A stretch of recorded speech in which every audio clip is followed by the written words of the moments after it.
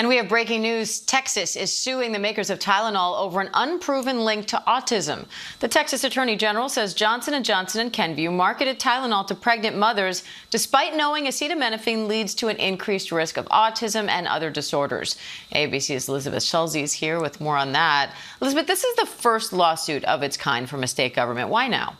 Yeah, first of its kind lawsuit that comes in the wake of that announcement, of course, Diane, from President Trump and Health Secretary RFK Jr., citing without clear evidence that Tylenol does pose a risk of autism in children. Of course, we have heard widespread backlash from the medical community against in the wake of that announcement. And we are getting now a statement from Kenvue, the maker of Tylenol, calling these claims baseless. The statement says, "We are deeply concerned about this perpetuation of misinformation about the safety of acetaminophen and the potential impact that it could have on American women and children." It goes on to say, Diane, that acetaminophen is the safest pain reliever option for pregnant women as needed throughout their entire pregnancy. And that is a concern we have heard after that announcement from the White House about the risks of Tylenol, is that this is the best option for pregnant women. Doctors say that this continues to be the best option to prevent a fever, which can pose its own risks for a mother and for a child.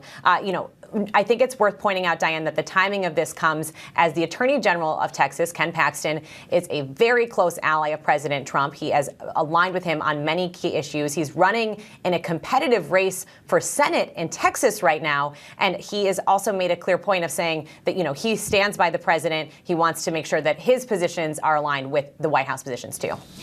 What are you watching for next? Is this a sign of more lawsuits to come? And this is something we had heard about. We'd heard these warnings from legal experts that after RFK Jr. and the president came out and made these claims against Tylenol, that there could be more lawsuits against the drug maker.